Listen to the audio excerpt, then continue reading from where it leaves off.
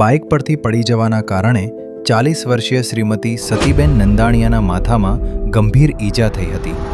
તપાસ દરમિયાન મગજમાં એપિડ્યુરલ હેમટોમા EDH અને સબડ્યુરલ હેમટોમા SDH હોવાનું જાણવા મળ્યું.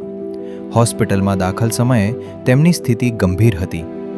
ઓશવાળ આયુષ હોસ્પિટલમાં ન્યુરોસર્જરી ટીમ દ્વારા તાત્કાલિક ડીકમ્પ્રેસિવ ક્રેનિએક્ટોમી અને લોહીના ગઠ્ઠા દૂર કરવાની સર્જરી સફળતાપૂર્વક કરવામાં આવી.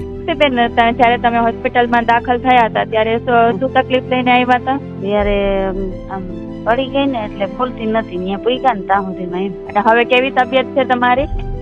જાણે સારું છે, હવે મટી ગયું, આમ કઈ દુખાવો નથી થતું. ઘરના કામ ને વ્યવસ્થિત થાય છે હવે?